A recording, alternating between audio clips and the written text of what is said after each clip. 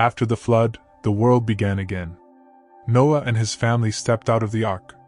The ground was wet. The air was new. The old world had been washed away. God had given mankind another beginning.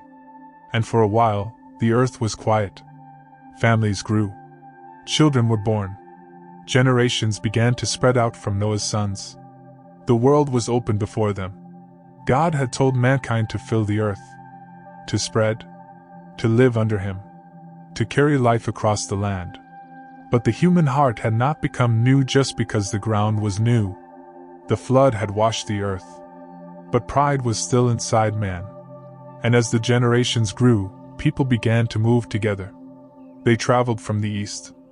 They found a wide plain in the land of Shinar. And there they stopped.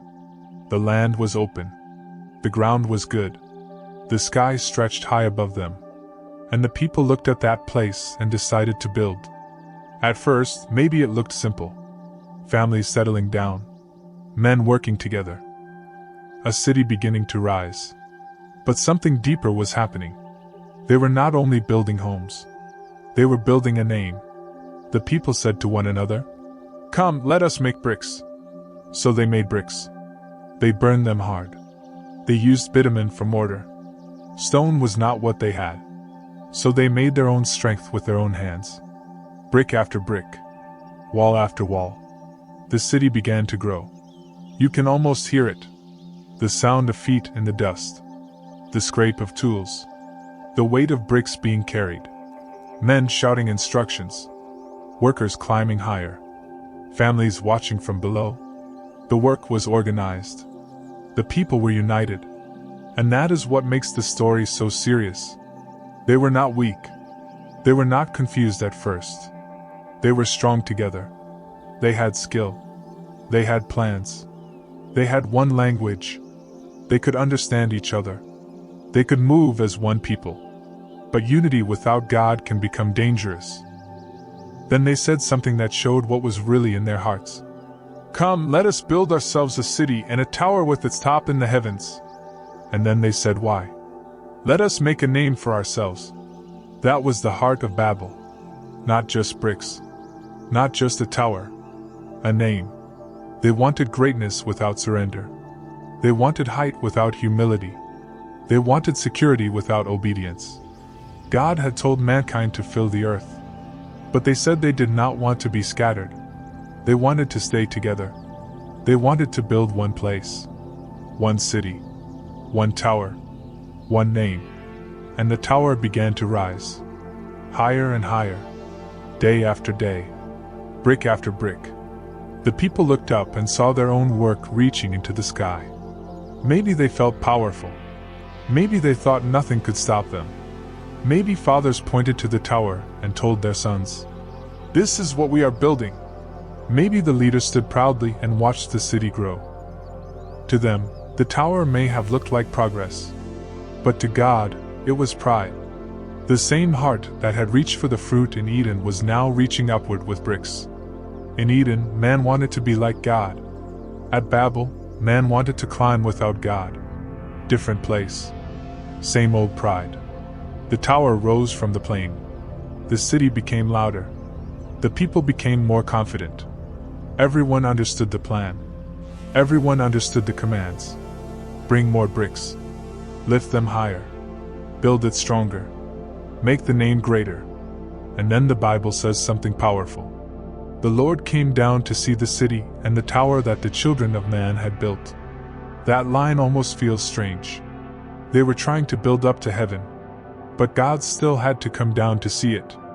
What looked huge to man was not huge to God. The tower that made them proud was still small beneath him. God saw the city. He saw the tower. But more than that, he saw the heart behind it. He saw a people united by pride. He saw mankind using one language and one purpose to resist what he had commanded. He saw what this kind of unity could become if nothing stopped it. So God acted. But he did not send another flood.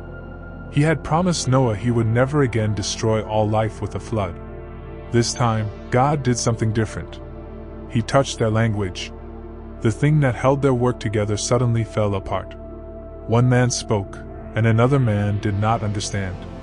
A builder asked for a brick, but the man beside him heard only strange sounds. A leader gave an order, but the workers stared at him in confusion. Voices rose. Faces changed. Hands pointed. People repeated themselves louder, but louder did not mean clearer. The work slowed. Then it broke. Imagine the confusion. A city full of people who understood each other yesterday, but not today. Families trying to find familiar voices. Workers unable to finish the task. Tools lying on the ground. Bricks left unfinished. The tower is still standing, but the people no longer able to rise together. The very thing they trusted was taken from them. Their words. Their unity. Their plan. They wanted to make a name for themselves, but now they could barely understand each other's names. The city that was supposed to keep them together became the place where they were divided. And the tower stopped. No final stone. No great celebration. No finished monument reaching heaven. Just unfinished work. Silent bricks. Confused voices. And people slowly leaving the place they thought would make them great. God scattered them from there over the face of all the earth. The very thing they feared happened anyway. They had said, "Let us not be scattered." But God scattered them. Because man cannot fight God's purpose and win. The place was called Babel. Because there the Lord confused the language of all the earth.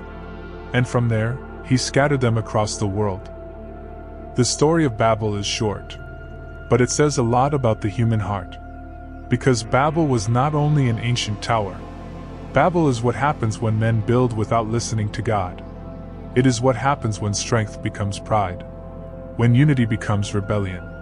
When ambition becomes worship of the self. Those men were not wrong because they could build. Building is not the problem. Work is not the problem. Skill is not the problem. Planning is not the problem. The problem was the heart behind it. They wanted a name. They wanted height. They wanted control. They wanted safety on their own terms. They wanted to rise, but they did not want to bow. And that is still a temptation for men today. A man can build a career like Babel. He can build a body like Babel. He can build a platform like Babel. He can build money, status, reputation, and influence. And none of those things are automatically wrong.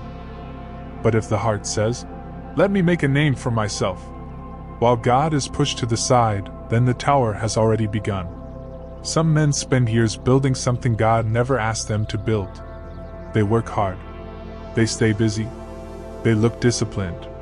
They look successful. But deep inside, the question is not, "Does this honor God?"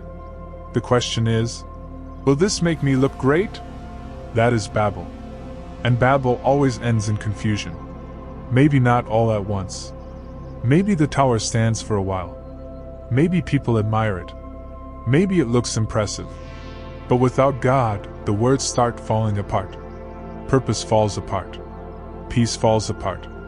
Relationships fall apart. The man who wanted to make a name for himself ends up not even knowing who he is. That is what pride does. It promises height, but it brings confusion. It promises a name, but it leaves emptiness. It promises control, but it scatters everything. The men of Babel wanted to reach heaven without God. But heaven cannot be reached by pride. A man does not come near to God by building himself higher. He comes near by bowing lower. So look at what you are building.